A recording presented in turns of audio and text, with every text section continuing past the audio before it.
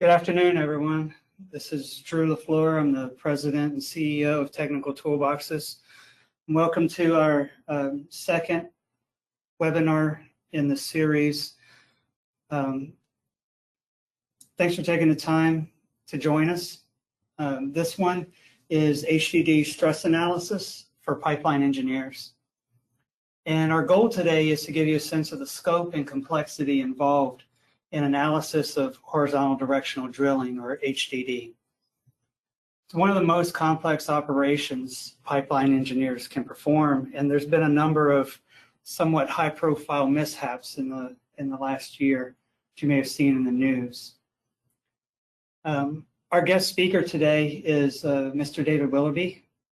He will focus on HDD calculations for steel pipes, and then he'll provide an overview of the HDD tools and training that Technical Toolboxes offers. We'll have a couple of spots in there for some interaction with a couple of polls we'd like to get your feedback on, and we will share those results as we go through.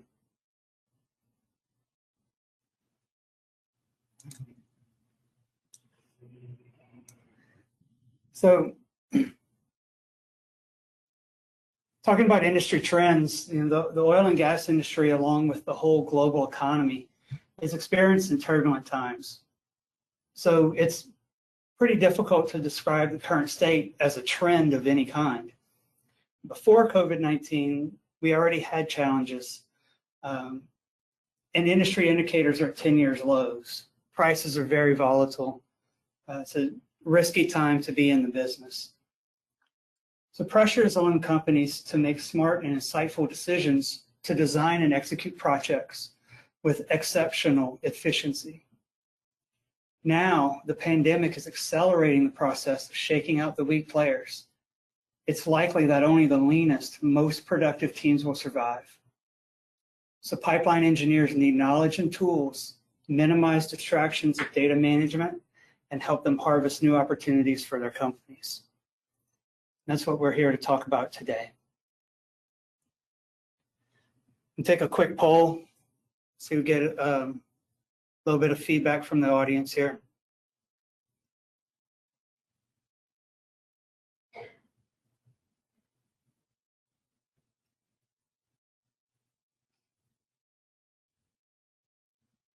Maybe go to the next one.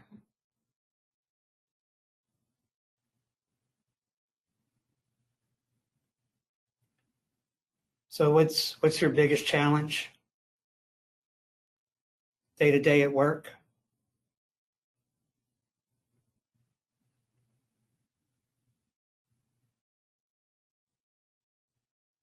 What's your next one?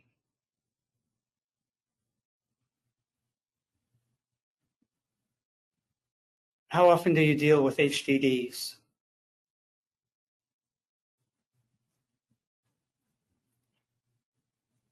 Take just a couple seconds on that, and we'll get those responses put together and share that with the audience, kind of get a snapshot of who's on the line and what we're talking about.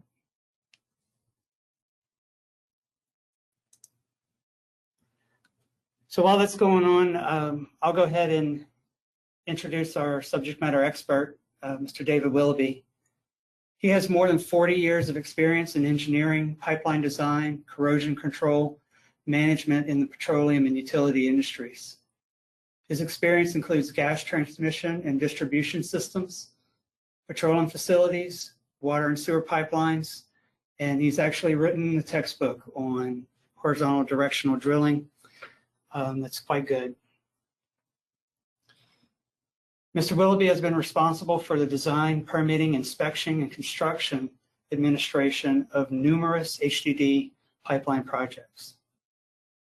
He's the author of several articles and 2 books published by McGraw-Hill, Plastic Piping Handbook and Horizontal Directional Drilling. As pipeline engineers know, steel is a popular choice from which to construct pipes.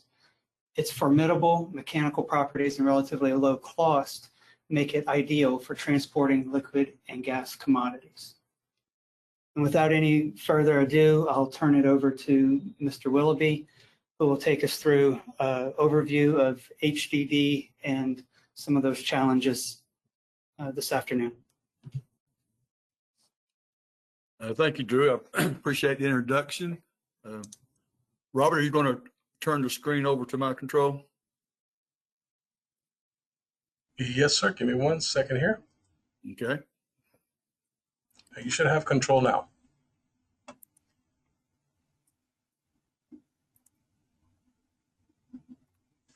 Thank you. Again, I'd like to welcome you all to the webinar this afternoon. What we're going to be doing this afternoon is looking at a snapshot or an abbreviated version of some of the training that we do with technical toolboxes on the horizontal directional drilling. Today, we're going to focus on stress analysis for steel product pipes in the limited time that we have. I encourage you to a lot of the processes I talked about in design really apply to any pipe, whether it's plastic or steel. But the stress analysis method we're going to focus on today is the method that we use for steel pipes. We have a different method that we use for plastic pipes. Now, all design drill paths are made up of a series of what we call straight lines and curves. And well, first thing we do in a design of a drill is to come up with the drill path design. And really what that is, it's a design or a process where we negotiate obstacles. And we define a crossing by the entry and exit points where we're going to go in and come out of the ground. And then whatever obstacles we might be crossing along that path. And when we come up with our drill path design to negotiate those obstacles, we'll have straight lines, we'll have curbs, sag bends, over bends, side bends, even combination bends. So there's not really very much limitation on what we can do once we're in the ground, as long as the tooling, the downhole tools, and the soil supports what we're trying to do. Again, we're not going to focus on that today. That's another topic. But once we have that drill path design and we negotiate those obstacles and we have a profile, then what we're looking at today is we take that profile and we do a stress analysis to make sure that we're not going to overstress the owner's pipeline as we pull it back through that design. Now we'll take our contract drawings, we'll put our profile in there, we'll call out entry points, exit points, radius of curvature, things of that nature, and we'll go from that and do our stress analysis. Here's an example right here. This is one that I took of one that we did years ago. And if you look right here on this example, you'll see right over here that you have the drill side. That's where the drill rig is setting. And we entered the ground in this example here at 12 degrees. And if you remember what I told you, what defines this is our entry and exit points. So we got this point here and we got this point over here. And the other thing that defines it is all the obstacles that we're crossing. Now, in this example right here, you can see that we're crossing under a railroad right here. We got a water main right here.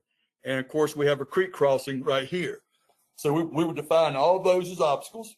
And whatever the requirements were to cross that obstacle, we make sure that goes into our path design. For example, if we had to have a certain depth under the railroad, we got to make sure we have an angle and whatnot to get that depth under the railroad. The same thing over at the creek. If we had to have a certain depth, or if our borehole stability made us go a certain depth to keep from worrying about fracking out, all that goes into crossing that bore path and coming up with the design that we're going to have. And again, once we do that, we got a crossing that works. It meets all the geometry requirements. It meets our entry and exit pits. It meets our depth requirements, everything of that nature. That's when we go to our stress analysis step. Okay, the first thing we do is make sure we got a path that works. Then we're going to see what that path is going to do as far as stress on the product pipe. And then what we do, once we got the crossing and we do stress, we're going to do stress, as I'm going to show you as we go through this, at various points along that crossing. And we'll compare those stresses that we have with the allowable stresses from industry and from codes. Okay. Now, kind of walk through what's taking place right here on the stress analysis for steel pipe. You can see right here we have point 1. That's where the pipe is going to be pulled into the ground. Now remember, your rig's over here on this side, and the product pipe's being pulled in from over here. Okay. So we're going, in this case here, pulling the pipe in from right to left. Now, point 1 is where the product pipe is going into the ground, all right? We call that point 1. Point 2 would be the end of that straight section, okay? So if you go back up here, really point 1 is right here where the pipe goes into the ground, and point 2 is right here at the end of that straight section, all right? Now what we do is we define all the points. Point 3 is that curve section, okay? That's a curve section right there. Point 4 gives us a straight section. Point 5 is a curve, and of course point 6 is coming up out of the ground. Now, that's a basic definition of a drill. You do not have to have those 5 sections. Sometimes you can have less. Sometimes you can have more. Okay, remember what we're doing is when we define that crossing, we're negotiating obstacles. And I've done drills with as many as 12 sections. Okay, I've done with as few as 4. You know, so again, it's whatever you have to do to define that crossing. But looking at it from a stress analysis point of view, once we have this crossing, what we're going to do is that we calculate our pulling loads in each of these sections individually. That's why it doesn't matter the number of sections that you have. Let's just take this for example. So if I calculate the pulling load in this section 1 right here, and I'm going to show you how we do that here in just a little bit. But if I calculate the pulling load, and let's just say it's 1,000 pounds to pull that length of pipe right here. Okay, so that's 1,000 pounds at point 2. That's my pull load. Then what the method does, it calculates the pulling load from point 2 to point 3. In this case, that's a curve section. So I'll show you the math we use for that. And let's just say that's 2,000 pounds. The total pull load at point 3 is just the sum of these sections right here, or 3,000 pounds. And you keep doing that as you go across, and however many sections you have, we always calculate the pull loads in each individual section based on whether it's a straight section or a curved section and what plane it's in. We'll calculate the pull loads for that section, and then we just add them up. So again, if you've got 20 sections, it's just a summation of all those sections. And we'll come up to the very end right here. Of course, your highest pull load is going to be here at the end when you're pulling the pipe up out of the ground. It's going to be the highest part you'll have. So if I had 2K and 3K, let's just say I had 1,000 right here. I'll say I got another 2,000 here and 1. I'd have 3, 4, 5, 6, 7,000 pounds to pull that pipe through that hole. Now, once we've got the pull load in pounds, then we take that number and we convert that to a stress. Right? We do a stress analysis, and again, make sure that we don't overstress the pipe as we're pulling it back through that hole. All right. Now, during that design process, the evaluation of that product pipe is critical. If you don't pay attention to the pull loads and stress that your product pipe is going to see,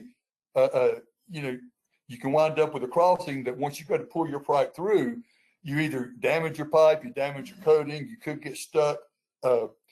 Every product pipe, every steel product pipe has a certain limitation it can handle as far as the pull loads, the bending loads, and things of that nature. So what we want to make sure is we don't overstress that pipe with our crossing. So our design is going to evaluate those product pipes. And again, that's the key right here. We're doing our product pipes. We're not looking at the drill rod. We're not looking at any of the downhole tools. That's the contractor's responsibility. We're looking at the pipeline owner's product pipe and how much loads and stresses that we're putting on that. Now, looking at steel pipe, pretty much what limits, we have to have a pipe, of course, that's joined together, of course, welding with steel. And it's got to be able to resist those high tensile loads as we pull that pipe back through that hole. Things like the wall thickness, the grade of steel, the bore path profile, all those go in to have an impact on how much pull load we can pull on a steel pipe, okay? Now, steel pipe will handle a lot of tensile load. Very rarely have I ever seen it where we pull enough tensile load that tension by itself is going to be a problem with steel pipe. But when we pull that steel pipe through those curved holes we've got in the ground, things of that nature, then if we get real aggressive with our bends, then you can start approaching some problem issues. So that's why we check that. Now, another big reason we go through these steps, if we design a drill, once you get experience at designing drills and using the right angles, the right radiuses, you'll hardly ever design a drill that's going to fail a stress analysis. I'll be honest with you. I can't remember the last time that we ran an initial test and failed. because we know how to design a drill so it doesn't fail. So the logical question is, well, why do you do it then? And where this stuff here really, really pays big dividends, one, it doesn't take long to do it. Once you've got the design done, it's not that hard to do the stress analysis. But where this pays you the big dividends is when you're out there doing construction and you're trying to hit certain targets, and the contractor comes back to you, and let me go back up here a little bit. The contractor comes back to you and says, or to your inspector, and says, hey, I'm in some soil that I couldn't steer very aggressive, and I can't hit this. I missed this control point right here because I couldn't make that radius, because I couldn't steer. So I want to get back on target by making this radius here. You got down 600. I want to make that radius 400-foot radius. Can I do that? Because if I do it, I can get back on target. And he's asking you that question. Well, again, what you don't want to do is out there and say, yeah, go do it, or no, don't.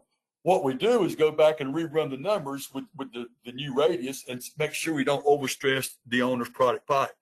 Doesn't take hardly any time to do it. You do it very quickly. And that's the main reason we do this stress analysis, so we can make educated decisions out in the field when we get asked, can we do different things? So we're going to look at the stress on the product pipe. Again, the wall thickness, the grade, and the bore profile all have a big impact on what that allowable stress is going to be and what the actual stress is going to be.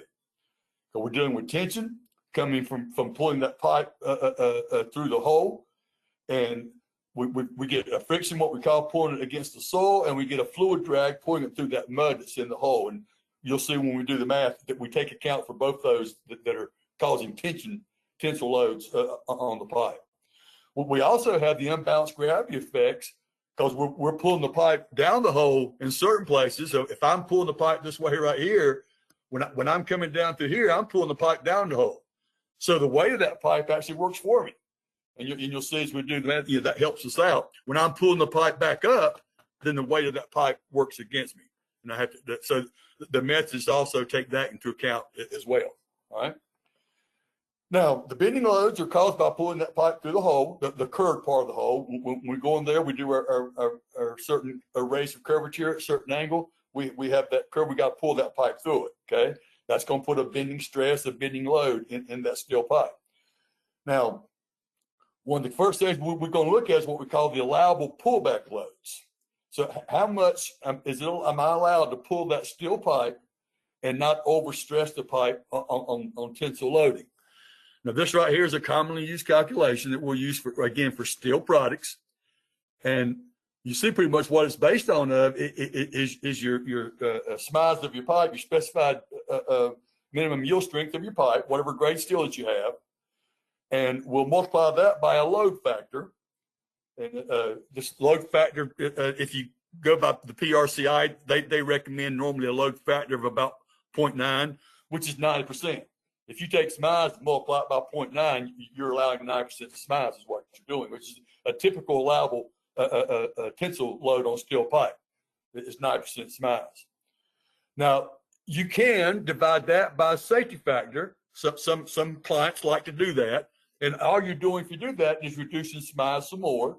So a typical safety factor you'll see is 1.2 or 20%. And so again, all you're doing if you do that is you're derating SMIs more. So I'd caution you to be careful with those safety factors because you wind up using X52 and getting credit for grade B. Yeah, and so you wind up having a failing on stress analysis when in reality you're not nowhere near failing. You just got your SMIs lowered down a lot by all these factors. So just be careful with that. What each owner will have their own preferences, but don't get too aggressive with safety factors. So now this right here, I'm going to show you this again in just a minute. That is your bending stress. Now remember, when you do load force, that is in pounds, right? So I'm going to calculate the maximum allowable pull force in pounds, 200,000 pounds, all right?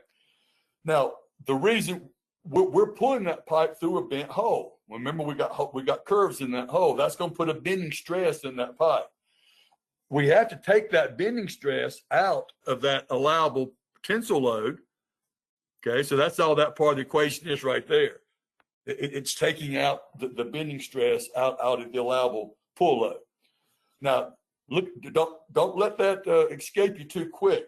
If you're designing a drill remember, if you start getting aggressive on your bends and you start making this radius of curvature real tight, the tighter you make that radius of curvature, the higher you're going to make those bending stresses. The higher you make those bending stresses, you're going to increase your actual pull loads, okay? And you're also going to decrease your allowable. So you really, when you start making those aggressive bends, you start coming at yourself in two different directions. So just be very careful when you start designing your crossing. If you start getting real aggressive with those bends, they'll really lower that allowable pull force a good bit, and they'll increase the actual full pull force you expect to see. So be careful with that. So again, common equation that we're going to use for our allowable pulling force. Now, again, that's that bending stress I just showed you. That's a stress calculation. That's in PSI, right? Remember, this is in pounds. This is in PSI. Now, this is your allowable bending stress. I'm not going to spend a lot of time on the math. If you use the power tool, all of this is what's being done behind the scenes. When you go in and you put in that profile I just showed you, these are things that's being done in the background. But the thing I do want you to catch on here for the allowable bending stress, this right here is called the DT ratio. That's the diameter divided by the wall thickness. That's a big indicator on whether our pipe's going to be have a tendency to buckle or wrinkle or whatnot when we pull it in by drilling. So again, based on that DT ratio is what's going to calculate the allowable bending stress. And as long as you keep that DT ratio less than about 40, you'll be in pretty good shape. If you start getting a DT ratio more than 40, especially up above 50, you're going to start seeing problems with failing on your bending stress, okay? So again, that's another thing that's going on in the background. Now, the method I'm going to show you now where we calculate these allowable stresses comes from a lot of different research. One of the prime documents is this 1995 manual by PRCI, Installation of Pipelines by Horizontal Directional Drilling. They came out with an updated version in November of 2008, so there's two versions of it out there. And again, most of the formulas you're going to see now, the methodology we use follows the PRCI method. Also, the technical toolbox drilling modules utilize these same formulas. Now, the key thing to remember, when you install a pipe by directional drilling, you got tension, you got bending. You pull it through that ring hole. Nowhere are you going to see that we ever worry about what size the ring hole is, but as long as you have a ring hole that's bigger than what the product pipe you're pulling in. So our tension comes from that frictional drag between the pipe and the soil, or the pipe or the wall in the hole. The fluid drag comes between pulling the pipe through that drilling mud. And I told you about the effective weight later on, whether we're pulling it uphill or downhill. So the first thing we're going to do, we're going to estimate the pulling loads, like I just showed you. We'll come up with that. Once we got the pulling loads, we're going to convert that over to a stress and make sure that we don't overstress the product pipe. So we want to come up with what we call our input data. What kind of pipe we're using, what wall thickness, what grade. We have to come up with our drilling fluid properties. This right here, if you're doing this, your drilling fluid property, the big thing is the weight of the mud. In field units, we use pound per gallon, and your drilling mud's going to be somewhere in the range of 8.6 to up to 12 is pretty heavy mud out for an HDD. I think that the heaviest I've ever seen is around 14. And that was because the contractor weren't doing his job right to keep it lighter.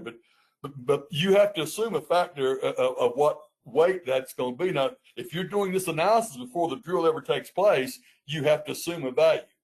Again, if you go through the course, I kind of show you how we pick those values. If you don't know, we use 12 pounds per gallon is a good default value. That's pretty conservative. But again, sometimes we'll use as low as 9. The higher you use, the more pull loads you're going to have, the more problems. But that's the big thing is to pick that property right there. The next thing is to find the crossing. So you take your drawing, you pull your crossing right out of the drawing. All right, and of course then we're going to calculate that. Remember what I told you is all we're doing is we're negotiating obstacles. That's the main thing that we're doing when we cross any path. Now, how the PRCI and the HDD power tool models this is I'm going to show you a couple of diagrams now and a couple of things just so you have an idea how it's being modeled. Well, if you look at the straight section, if you look right here, T1, that'd be the same as on that drawing I showed you earlier on the left side where you're pulling the pipe in the ground. So this is where the pipe enters the hole right here. Now, T2 is what we're calculating. That's the end of that first length of that straight section of pipe, whatever that length is, okay? Now, we have an angle. We're going in the ground at a certain angle. So I think in our example, it was 12 degrees, if I remember right. So you got your length, you got your angle, and you got the effective weight of the pipe. Now, the effective weight of the pipe is the weight of the pipe in that mud. It's not the dry weight. It's how much the pipe weighs in that drilling mud that you have, okay? So we have that. And what we're going to do is I'm going to show you that we'll calculate the friction part. That's against the pipe in the soil, and the drag part, pulling it through the mud, and we'll calculate the pull load at T2, okay? And that's we model that as that straight figure you see right here, okay? Now, this is how it calculates. Now, T1 is the tension that when it comes into the ground. Now, again, if we're going to assume zero, which the PRCI method does, and the reason they assume zero for that is because steel pipe can handle such high tension, it's usually insignificant. So they'll assume zero right there going in the hole. That's the standard PRCI method. Now, you could add it, and I'll show you later on how you can add it in there. Remember, it's all additive. So if you want to add it, you just add it in. So you take the friction factor plus the drag plus or minus the effective weight of the pipe times the length of that straight section times the sine of the angle. Now let's look at a couple of these right here. The friction part is down right here. All the friction is the effective weight of that pipe in the mud times the length times the cosine of the angle times the soil coefficient. All right. That's the coefficient of friction for the soil. I'll show you that here in just a minute. The drag part, that's in the mud. So that's where you take pi times the diameter of the pipe times the length of that straight section times the mud coefficient. Whoops. Times the mud coefficient. Now, again, I'll show you that mud coefficient here in just a minute. Now, you notice right here you got plus or minus. Remember I told you the method takes credit whether you're going downhole or whether you're going uphole. So it's minus if T2 is downhole, like in this example right here where we're going downhole, it'd be minus. If you're going uphole, then it'll be plus. So you add, and you see what you're adding or subtracting is the effective weight of the pipe times the length of that pipe times the sine of the angle. All right. Now, if you happen to be doing a horizontal bend where you neither one, then it's zero. This whole term here goes to zero if you're doing a horizontal bend. All right. So you got your friction part, you got your drag part, plus or minus the effective weight of the pipe, and that gives you the tension at section 2. Now you got your lengths, you got your angles. This right here is the soil coefficient. This is a typical range right here, based on a reference work by Malda. 0.21 to 0.3 is not a very big range. Pretty much everybody uses 0.3 all the time. That's the worst case. All right. That range is for pulling steel across different kinds of soil. Okay, so we stay with 0.3. Now your fluid drag coefficient has a little bit bigger range. Now the 98 version or 95 version of a PRCI manual just gave you the 0.05 factor. Everybody used that. The 2008 version is when they gave you a range of 0.025 to 0.05. Again, 0.05 is the most conservative. That's what I recommend that you use. But again, you have that range you can go with. So you plug those in, you calculate it, and again, like my example earlier, let's just say it was 1,000 pounds to pull that straight section through that pipe. So that's what it would be there at T2. It would be 1,000 pounds. All right. Now for a curve section, a little bit different. For a curve section, we now have a radius, right? We're bending that section. We still have the effective weight of the pipe. And of course, we still have our drag part going through the mud, and we have the friction part going through the soil. Now, the drag part is the same for a curved section as a straight section. We still do it the exact same way right here. It doesn't matter whether it's straight or curved. It's how we calculate the drag portion of it. What changes is the friction part. And the reason that changes, when you bend that pipe in that hole, we have what they call contact forces, where the pipe's going to contact, the soil, and it's going to create that contact, which is going to make a higher friction factor than you would have if you're pulling a straight section a pipe. So that's why we model the curved section a little bit different. But remember, this right here is T2, and we already said T2 was 1,000 pounds.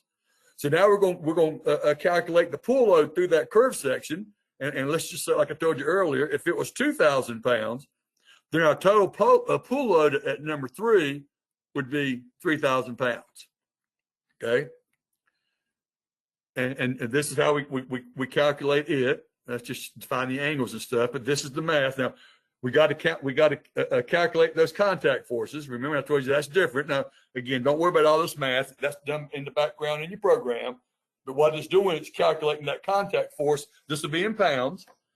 And you see it's based on the weight of the pipe, the cosine, the angle, all those factors go into that, all right? And then what we do, the friction then becomes that contact force right here, becomes that contact force we calculated, times that soil coefficient of 0.3. That'll give us the friction part. Like I told you, the drag's the exact same as it was on a straight section. So for that curved section, we take 2 times the friction plus the drag. Again, you're going to have plus or minus the effective weight, just like before, down hole minus, up hole plus. And again, of course, you got the effective weight times the length of that arc. So again, if we calculated 2,000 pounds to pull that curved section through, then the total pull load is going to be 3,000 pounds at that point. And again, and we'll just keep doing that over and over again for each point as we go through the drill, regardless of how many points you have, and we keep adding them together, all right? Now, the last thing we got to make sure we look at is what we call the insulation stresses are always the worst. And for a drill section, we're going to have more stress on the pipe than you're going to have during like trench construction. So what we want to look at, we take all those pulling loads, and we just convert that to a stress. And all we do is we take that tensile stress, and we assume that tensile stress on that circular pipe is uniformly distributed over the cross-sectional area of that steel.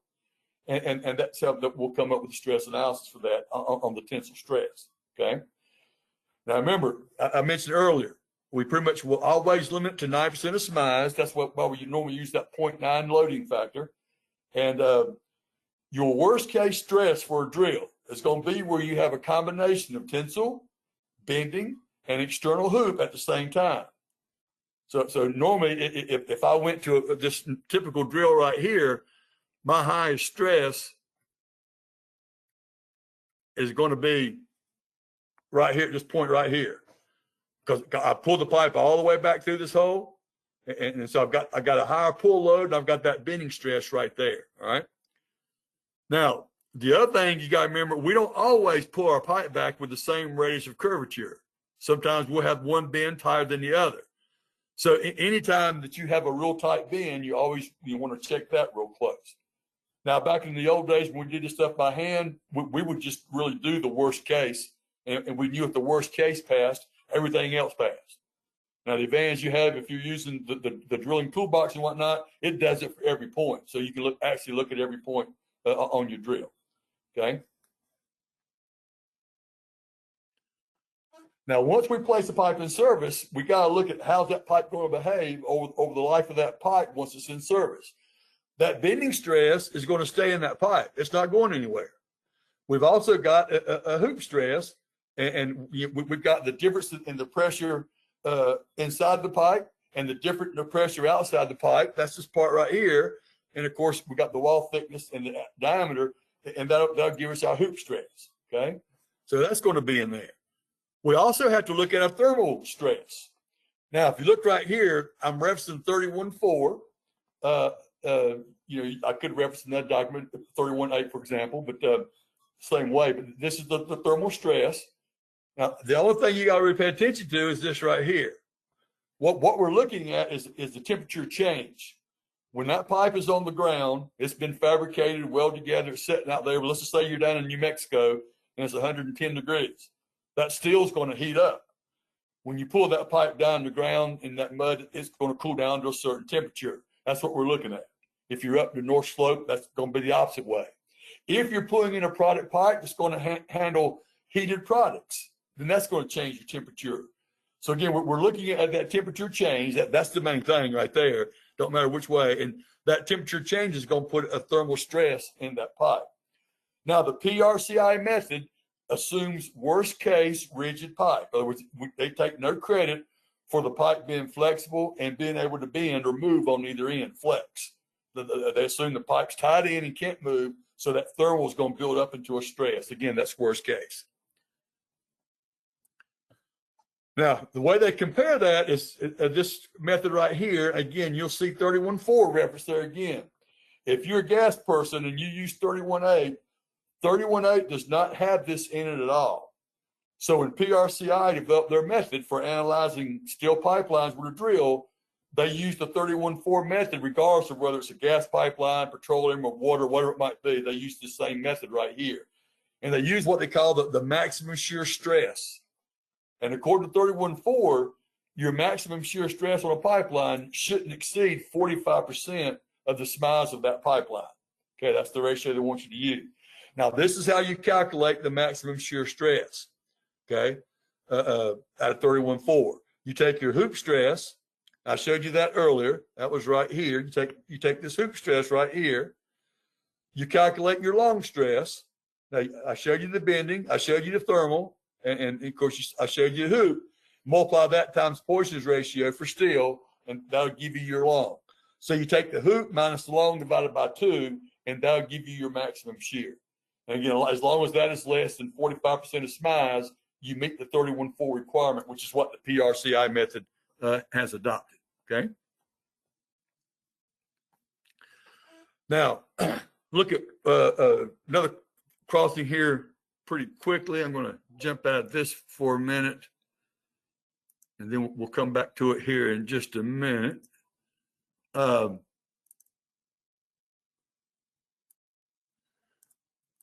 This right here is another crossing, just to make sure I reinforce what we're talking about. So if you look at this crossing right here, you can see right here is an entry point. We're coming in at 16 degrees. So, again, this is the pilot hole. Remember, when you look at these lines, you're always looking at the pilot hole. So the drilling this way, you can see your point of curvature. PVC means a point of vertical curvature. That's a vertical bend. PT is a point of vertical tangent, which is right here. Got a 3,600-foot radius. This is a 36-inch pipeline, so that's a 100, what we call a 100D radius. Now, this is about a little over 6,000-foot drill. And on the other end, you can see here where they're coming out at about 12 degrees and coming up right here. Now, if I'm doing my stress analysis, I'm going to be doing my analysis, pulling backwards. So right here would be 0, and right here would be 0.1. And then 0.2, so this is 0.1, this is 0.2. 0.3 is going to be right here at this curve right here. Here's 0.4 right here, 0.5, and the last point coming up. Again, so you would just do each of those sections as you put it back in and add them together.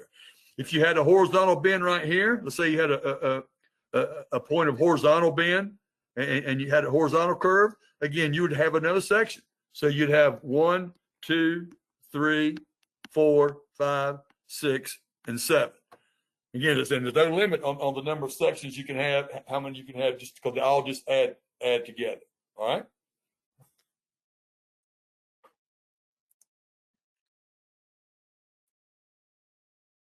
Now, last thing I want to show you is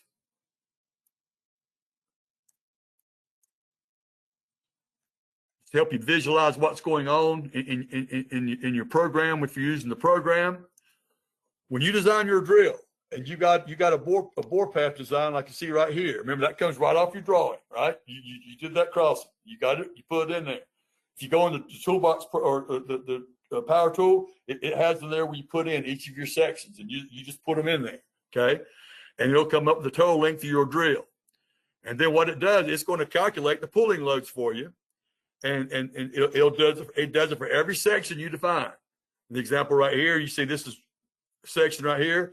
Right here, we did do the above ground part, and it does that for however many sections you've got. and then it's going to add them all up for you, and for curved sections and straight sections. And what it's going to do, it's going to sum up the pulling loads that it's going to take to pull that pipe through that section that you got. In this case, about 170,000 pounds to pull that pipe through. All right. Then what it's going to do is it's going to calculate that maximum pull force for you. Like I showed you on that calculation earlier. There's that 0.9 factor. In this case, I use a safety factor of 1. Here's your bending stress right here. So here's the calculation I showed you. So your maximum allowable pull force is about 277,000 pounds. Again, we passed, no problem, because we're looking to have 170. We're going to have maximum of 277. And again, if that didn't work right, then you go back, you redo the numbers, and you can run it through again. So that's what the power tool module, the drilling module, is doing for you behind the scenes. Very easy to go in and change your stuff or adjust it to whatever that you might need it to be. Okay. Now, this is like I told you earlier, a snapshot of some training we've done. We've been doing this training for years. I think we first started in 2005, if I remember correctly. We have a live training face-to-face. We have 2-day classes, 3-day classes. Since COVID-19's jumped in, we developed these webinars. We have some short webinars. We have a 1.5-day webinar. I put up here for you what's coming up. It's already in the schedule. We have a live 3-hour webinar coming up on August the 17th on what we call a feasibility. That's where we just talk about drilling feasibility. Is a crossing technically feasible? We get in surface conditions, subsurface conditions, settlement, frac out conditions. So all those things there are covered in that webinar.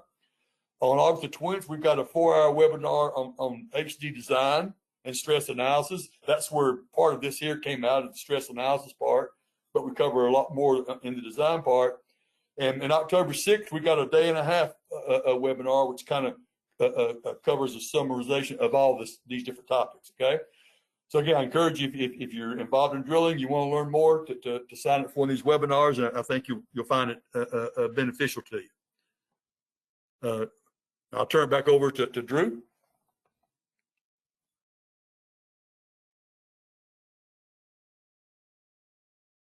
Thank you. Thank you, David.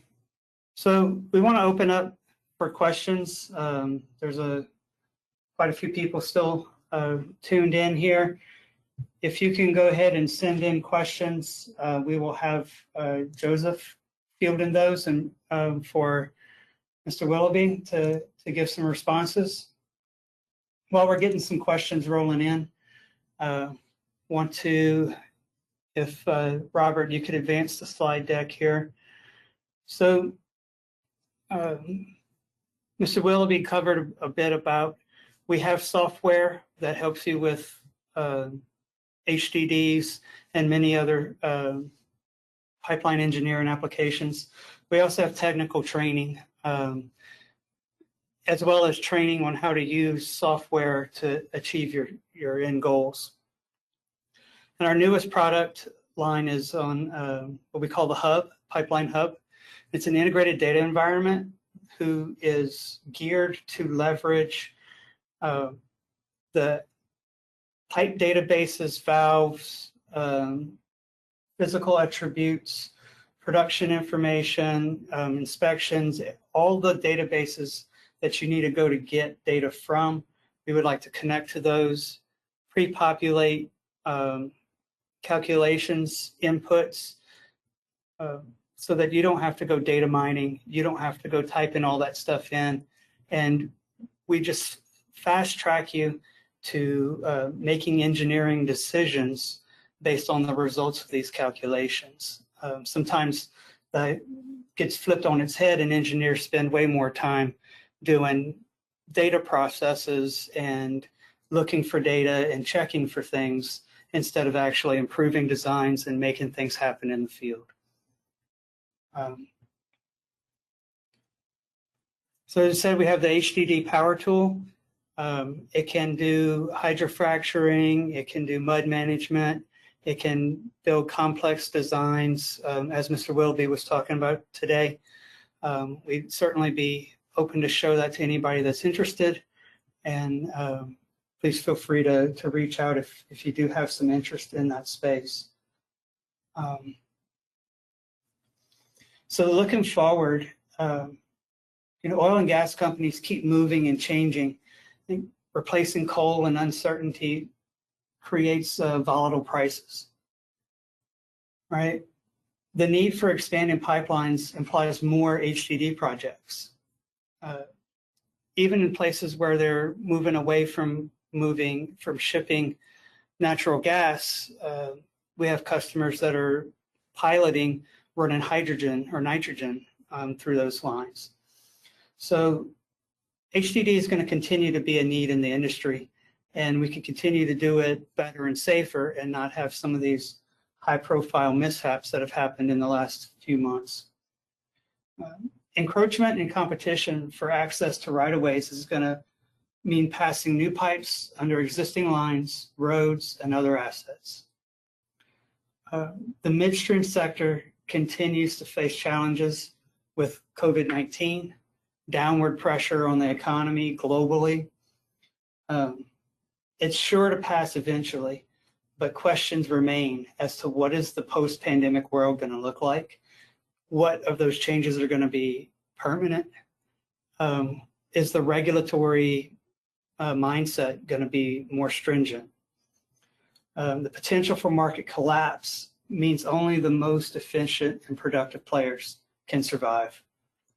Digital tools are essential components that will enable pipeline engineers to work more efficiently and productively. And HDD is a skill set that will keep you ahead of the pack. So before we start fielding some of the questions that have been rolling in, we wanted to take another quick poll, get a little bit of feedback on what you heard thus far.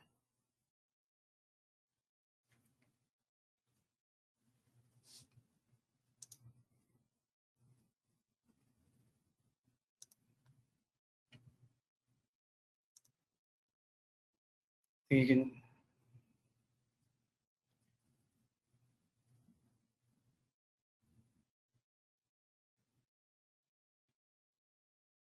So how do you prefer to gain information about software?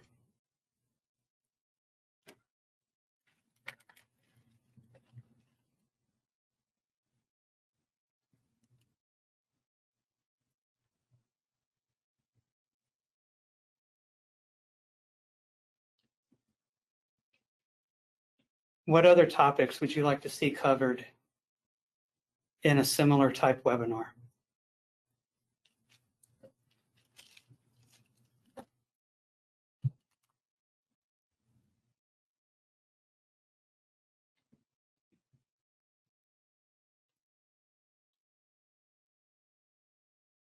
Okay, at this point, I'm going to turn it over to Joseph Ladner. He's an engineering performance advisor at Technical Toolboxes.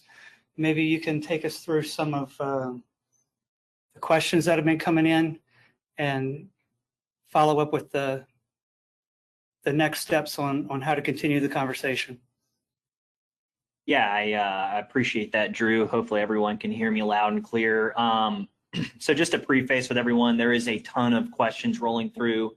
A lot of good questions. I can't say we'll be able to get to all of them here with the remaining 12 to 15 minutes we have left of the webinar, but we'll certainly try our best. So let me kind of start working through maybe some of the more non-technical questions first, and I'll switch over to some of the others with Mr. Willoughby, that he'll be able to answer.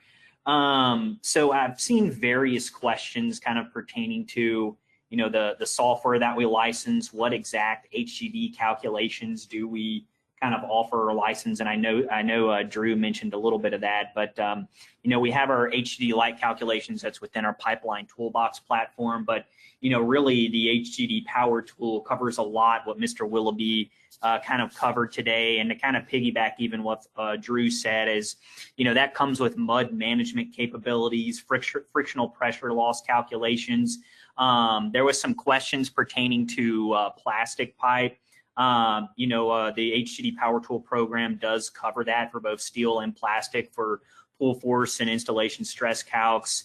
It has unlimited sectioning capabilities. You heard David say a lot that the typical well bore has Our HDD profile has 5, could be less, but if there is more needed, the power tool allows for that. Allows for compound angles and bends. An ArcGIS overlay allows you to map out your elevation profile, etc. I could go on and on, but of course it also comes out with that comes with the great frac out analysis as well. That allows for single and multi-point geotechnical kind of analysis or upload to model out your frac out analysis. Then of course you get that good borehole stability profile as well. So that's kind of what that covers there, and is that again is our HDD power tool. Another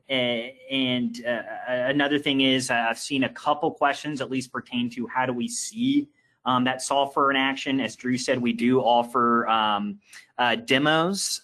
So again, my name is Joseph Ladner. You can reach out to myself, jladner@technicaltoolboxes.com. If you go on our website, you can go to info@technicaltoolboxes.com. We'll certainly be able to get back to you that way, but we can certainly offer you any live demos if you would like to see the HDD power tool program as well. So there was a couple questions towards training. I know David covered most of those, but question for you, David. There was a couple questions pertaining to just in general HDD with polyethylene or plastic pipe. In your trainings, do you cover anything related to those? Is it mostly steel, or could you elaborate on that a little bit more, please, sir? Yes, the training does cover plastic pipe. Now, the webinar on feasibility, it covers both. It doesn't matter if you're using plastic or steel. Feasibility has more to do with drilling than it does the pipe. The webinar that deals with a design and stress analysis, or the day and a half webinar, they both cover plastic pipe. And I show you how the plastic pipe does their stress analysis different than the steel. And the reason we do is because of the difference in material. Plastic pipe will not handle a lot of tensile stress or external hoop, but it handles a lot of bending, which is exactly opposite than the steel. So we look at it a little bit different. Same principle. We do it the same way. They just set up some of their analysis and calculations a little bit different. But we cover those in depth in the training classes. Okay, perfect. I appreciate that, David. So maybe to kind of go into some of the other kind of keeping it going here with some of the technical questions that you'll be able to answer. So there was a number of questions pertaining to filling the pipe with water. So before you pull it through the hole, what's your recommendation, or if any, on filling the pipe with water, whether it be steel or plastic, before you pull it through the hole? All right, we call that buoyancy control. Okay. Remember I told you when we pull a pipe into a hole, that fluid drag part is based on how the pipe pulls through that mud. And remember, we're using that effective way of the pipe in that mud. So if you have a pipe that's in that mud, we do the calculation on what is the buoyancy of that pipe. Negative means it's floating a little bit. Positive means it's not floating at all. And we actually analyze that, and do we need to put water in the pipe? Now, just some rules of thumb. If I'm dealing with plastic pipe, if I get any plastic pipe bigger than around 12 inches diameter, then most of the time you want to use buoyancy control. It's going to lower your pull loads. It's going to help that plastic pipe not want to buckle on you, not want to collapse on you. So as a rule of thumb, 12 inches and above on plastic pipe, we normally like to use buoyancy control. There are exceptions to that. I won't say there's not, but that's why we analyze each case. But if you're not, that's the limiting factor. For steel, around 20 inches is where we start looking at it real close. Most times if we get above 20, we might be apt to use buoyancy control. The trick with buoyancy control comes into how much do I need. It's not a matter of just filling the pipe full of water. A lot of times that's too much, and you make the pipe get too positive, and you made it want to run on the bottom of the hole, which can damage your coating or the pipe if you got plastic pipe. So you got to get the right amount. So a lot of time we'll wind up putting a certain percentage of water in the pipe. And the way we typically do that, if I've got a 24-inch pipe and I want to fill it half full of water, I don't put half the water in that pipe, because if I did, when I pick it up, the water's going to slosh from one end to the other. So what we'll do is we'll take a pipe, we'll calculate the volume to come up with 50% volume, and we'll put a smaller plastic pipe inside that steel pipe or another plastic pipe. We fill it full of water, and that stays in there and keeps the water where we want it spread throughout that pipe. Because so you have to, it's called buoyancy control. Anything above 12 with plastic you want to look at, above 20 with steel, and be careful. Don't always just fill your pipe full of water. That can cause more harm than good sometimes. Okay, perfect. I appreciate the detail there, David. I'm going to piggyback off that or go to another topic. There's several questions pertaining to the bending radius, compound angles, and bends relative to directional drilling. So I can somewhat answer the first one, and that is, does the your software, the power tool, I've seen a couple allow for compound angles and bends. The power tool does. The power tool allows you to have the capability. The HDD power tool allows you to have the capability for compound angles and bends. Now, to piggyback off that, there's a number of questions pertaining to this, David. So got a couple for you. How do I combine stresses from both horizontal and vertical compound bends for pullback calculations? Okay, when you're doing a compound bend, your pipe is only going to have one radius and one angle. That's all it sees. The only difference is it's going in two planes at one time. Let's look at a clock face. So say if you had a clock and 12 o'clock's up, 6 o'clock's down, 8 o'clock's to the left and down. So say you wanted to go towards 8 o'clock. So the driller is going to orientate that drill bit and steer off of that 8 o'clock. So he's going both in the Z and Y direction at the same time. Okay. Now, if you look at it in a 2D world, you've got a horizontal bend that has a certain radius and angle to it, and you've got a certain vertical bend that has a certain radius and curvature to it. Now, that's just in the 2D drawing world. In the actual 3D world your pipe's going to see, it combines those two radiuses and angles to come up with one radius of curvature and one angle to go off in that combined plane. Now, what the toolbox does for you mathematically, it takes your horizontal and your vertical part and combines them together, and then it puts in the actual radius and angle that your product pipe's going to see. So then when you do your stress analysis, you use that radius. So, for example, the horizontal radius might have been 1,000 feet, the vertical might have been 2,500, and the combined might be 36. And same thing with the angle. And so you have to put that combined radius and that combined angle into your pullback loads and to your stress calculations. Perfect. So kind of on that similar topic, how do soil types affect the targeted bending radius during design? The only way soil types affects it is the contractor's ability to steer. And if you look, the soil type doesn't go into any of your stress calculations, but the soil type does have a direct impact on the contractor's ability to do that steering. If you have a soil that's not very dense, not very strong, when a contractor steers, he's pushing against the resistance of that soil, and he's using that soil to deflect his bit and go off where direction he wants to go in. So if you have a soil that has a very low weight or very, very low density, very soft soil, if you look at it that way, when he deflects that bit and tries to steer, instead of the soil deflecting that bit, it'll keep pushing off in the direction it's going. So the soil type affects our ability to do aggressive steering. In fact, when we do the class, there's certain soil count, blow counts, or density of soil that you never want to try to steer in because the contractor can't do it. And that's a big flaw we see in our HD designs. Is you'll see people having a contractor in a curved section, for example, where he's steering, and you look at the geotech report, and the soil don't support that. And that's why the example I gave you earlier, where the contractor comes to you and says, "Hey, I can't hit this point. I couldn't steer." That happens all the time because the designer had him steering in a soil that he couldn't steer in.